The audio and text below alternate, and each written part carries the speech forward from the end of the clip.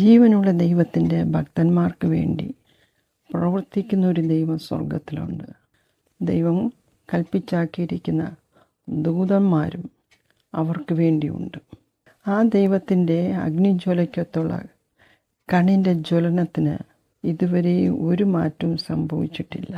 അത്യുന്നതനായ ദൈവത്തെ വാസ്തവത്തിൽ ഹൃദയപൂർവ്വം ആത്മാവിൽ ആരാധിക്കുന്ന സേവിക്കുന്ന ജനത്തെ കാരണം കൂടാതെ കാരണം കണ്ടെത്തി അപവാദങ്ങളും ദൂഷണവിധികളും തങ്ങളുടെ ദുരുപായവും സങ്കല്പവും തങ്ങളുടെ ജ്ഞാനവും ബുദ്ധിയും തങ്ങളുടെ അറിവും ഉപയോഗിച്ചുകൊണ്ട് കഥകൾ മെനഞ്ഞെടുത്ത് കർത്തൃസേവകരെ മീഡിയാസിലൂടെയും മറ്റ് പല രീതികളിലും പരിഹസിക്കുകയും പരസ്യക്കോലമാക്കുകയും ചെയ്യുമ്പോൾ ഓർത്തുകൊള്ളുക, ശൗൽ രാജാവിനെ ദൈവത്തിൻ്റെ ഇഷ്ടത്തിൻ്റെ പരിജ്ഞാനത്തിനെതിരായി പ്രവർത്തിച്ച ശൗലിൽ ദൈവത്തിൻ്റെ ആത്മാവ് വിട്ടുപോയതിനു ശേഷം ദൈവം തന്നെ അയച്ച ദുരാത്മാവിനാൽ അദ്ദേഹം ബാധിതനായി.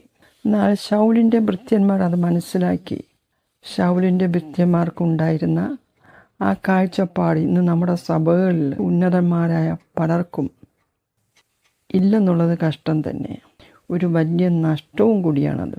ശൗലിനെ ശുശ്രൂഷിപ്പാൻ ശൗലിൻ്റെ ഭൃത്യന്മാരുടെ ആലോചന കേട്ട് ശൗൽ തന്നെ ശുശ്രൂഷിപ്പാൻ ദാവീദിനെ ആളയച്ചു വരുത്തുന്നു. ദാവീദ് കിന്നരം വായിക്കുമ്പോൾ ഈ ശൗലിന് പലപ്പോഴും ആശ്വാസം ലഭിച്ചിട്ടുണ്ട്. ശൗൽ രാജാവ് ദാവീദിന് നേരെ അസൂയ പൂണ്ട് പല പ്രാവശ്യം കുന്തം ഓങ്ങുകയുണ്ടായി. എന്നാൽ പതിറ്റാണ്ടുകൾക്ക് ശേഷം അതേ കുന്തം തൻ്റെ ഉദരത്തിൽ കുത്തി അദ്ദേഹം ആത്മഹത്യ ചെയ്തു. ദാവീദ് അവസരങ്ങൾ കിട്ടിയിട്ട് പോലും അദ്ദേഹം ദൈവത്തിൻ്റെ അഭിഷേകത്തിൻ്റെ നേരെ കൈ ഓങ്ങിയില്ല.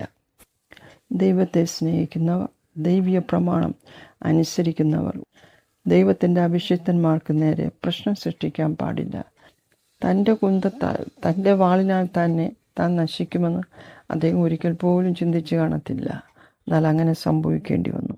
ദൈവവചനം അറിയുന്നവർ, ദൈവവചനം പ്രസംഗിക്കുന്നവർ തങ്ങളുടെ ഉയർച്ചയ്ക്കും തങ്ങളുടെ കസേരയ്ക്കും വേണ്ടി ദൈവവചനം ഉപയോഗിച്ചുകൊണ്ട് തന്നെ പരസ്പരം വാളോങ്ങുമ്പോൾ ഓർത്തുകൊള്ളുക, ദൈവത്തിൻ്റെ വചനം ഇരുവായ്ത്തലയുള്ള മൂർച്ചയുള്ള വാളാണ്.